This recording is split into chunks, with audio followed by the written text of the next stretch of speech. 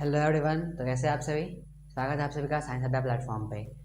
आज के क्लास में हम लोग समझेंगे कि त्रिकोणमितीय अनुपात जो होते हैं उनके अलग अलग एंगल पे वैल्यू कितने होते हैं, इसको हम कैसे याद करेंगे और कहाँ कहाँ पे इसका यूज़ होगा, इन सब चीज़ों के बारे में हम जानने वाले हैं। तो आज के क्लास में हम लोग समझने वाले हैं कि त्रिकोणमितीय अनुपात जो हमने पढ़ा था कि साइन कॉस टैन कॉट होता है, इनके अलग अलग एंगल पे वैल्यू कितने होंगे, इनके आज हम पढ़ने वाले हैं। तो उम्मीद करता हूँ कि आप सभी अच्छे से पढ़ाई कर रहे होंगे और पिछली क्लास को आप लोग देख के आए होंगे। चलिए स्टार्ट करते हैं। तो आज का बाबू टॉपिक है हम लोग का त्रिकोणमितीय मान सारणी। तो मैंने आपको बताया था कि अगर साइन कॉस टैन है तो उसके अलग अलग वैल्यू, अलग अलग एंगल पे अलग अलग वैल्यू आपको देखने को मिलेंगे, मतलब वैल्यू बाय वैल्यू वो चेंज करेंगे। जैसे देखिए, साइन का जीरो वैल्यू होता है, इसका जीरो होता है। साइन का वही अगर 30 का बात करें तो ये 1/2 हो जाता है। साइन का 45 का मान करें तो 1/√2 हो जाता है। और साइन का वही 60 पे करें तो ये हो जाता है √3/2 और ये हो जाता है 1। ठीक है। साइन का वैल्यू 0 से लेकर 90 के बीच में क्या हो रहा है, बढ़ रहा है। आप देख पा रहे हो, 0 फिर 1/2 हुआ, फिर 1/√2 हो गया, फिर √3/2 हो गया, फिर 1 हो गया। मतलब कि साइन 0 से 90 की ओर जाने पे बढ़ रहा है। फिर आते हैं कॉस का बारे में बात करते हैं। कॉस को वहां से उठाइए और इधर लाइए। 90 का जो वैल्यू होता है वो 0 के बराबर होता है कॉस का। देखिए यहाँ पे 1 को रखिए, फिर यहाँ पे √3/2 को रख दीजिए, फिर यहाँ वाला सेम 1/√2, यहाँ वाला 1/2 एंड यहाँ वाला 0। मतलब कि कॉस का जो वैल्यू होता है वो साइन का उल्टा होता है। मतलब कि जो इसका 0 पे होगा साइन का, वही वैल्यू कॉस के 90 पे होगा। जो इसके 30 पे होगा वही उसके 60 पे होगा। मतलब कि एक्सचेंज करता है। टैन का बात करते हैं। टैन होता है साइन बट्टे का कॉस। मैंने आपको उस दिन सिखाया था कि साइन थीटा बट्टा होता है P/H और कॉस थीटा बट्टा होता है हमारा B/H। जब टैन थीटा आप निकालते हो तो ये होता है हमारा P/B। तो देखो, अगर आप P/H करोगे और B/H करोगे तो ये क्रॉस कट जाएगा, तो क्या बचेगा, P/B। मतलब कि जो टैन है वो साइन बट्टे कॉस को डिवाइड देने पे आया है। साइन बट्टे कॉस को डिवाइड देने पे, देखो जब कोई नंबर है 0 ऊपर है और 1 नीचे है, आप इसको डिवाइड दोगे, इसका वैल्यू कितना आएगा, 0। वैसे ही साइन और टैन का 30 का वैल्यू बात करोगे तो 1/2 लिखो और √3 बाई क्या कर दो, 2। 2 से 2 हमारा कैंसिल हो जाएगा, बचेगा हमारा 1/√3। तो यहाँ पे लिखेंगे 1/√3। यहाँ पे दोनों कट जाएगा तो 1 बचेगा, यहाँ पे √3 बचेगा और यहाँ पे हो जाएगा हमारा इन्फिनिटिव। क्योंकि कोई भी नंबर को अगर हम 0 से डिवाइड देंगे तो उसका वैल्यू हमको पता नहीं चल सकता है। ठीक है। नेक्स्ट आते हैं कॉसेक। तो मैंने उसको बताया था कि कॉसेक क्या होता है, साइन का उल्टा होता है। कॉस का उल्टा सेक होता है, टैन का उल्टा कॉट होता है। मतलब जैसे इसका अपोजिट, जब आप 0 का उल्टा करोगे, 0 का उल्टा, 0 का उल्टा, तब ये हो जाएगा हमारा अपरिभाषित। ठीक है।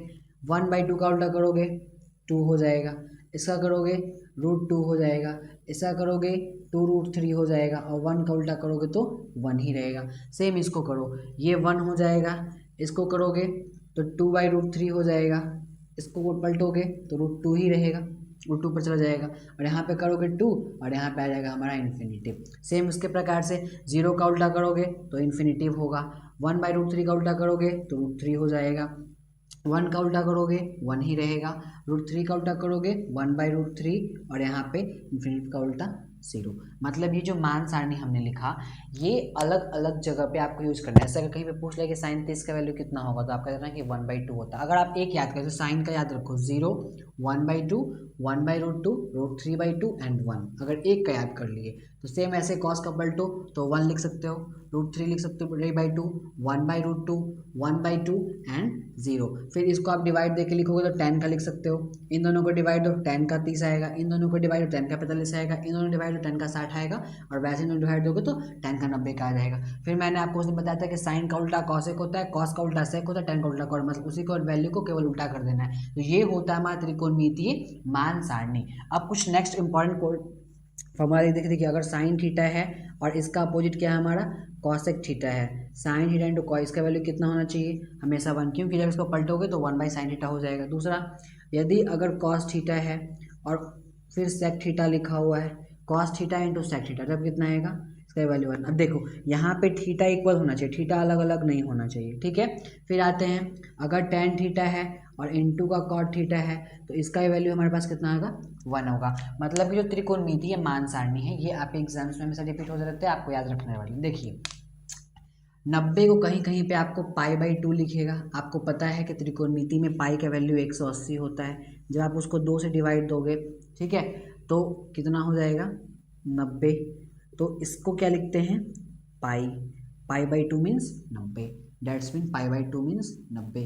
इसको आप लिख सकते हो पाई बाई 3, इसको आप लिख सकते हो पाई बाई 4, इसको आप लिख सकते हो पाई बाई 6। ठीक है, तो मतलब अगर 30 नहीं लिख के पाई बाई 6 भी है तो आप समझना है कि वहाँ पे 30 डिग्री का वैल्यू बात कर रहे हैं। ठीक है, कोई दिक्कत? तो मैंने जो आपको समझाया साइन कॉस टेन, इसका वैल्यू आपको अच्छे से याद करना है। अब क्वेश्चन कैसे बनेगा सो देखिए, जैसे फॉर एग्जांपल के लिए आपसे क्वेश्चन दे दिए यहाँ पे कि आपको निकालना है कि साइन 30 एंड प्लस का कॉस 30 का वैल्यू निकालिए।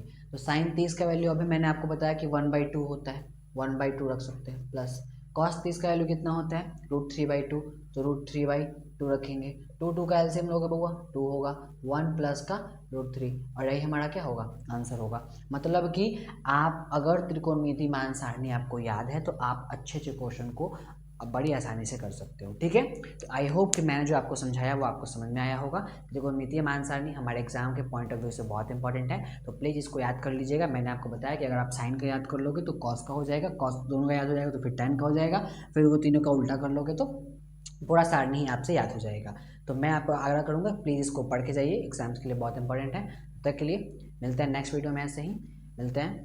तब तक के thank you, bye bye, take care, अपना ख्याल रखिए और अच्छे से पढ़ाई कीजिए।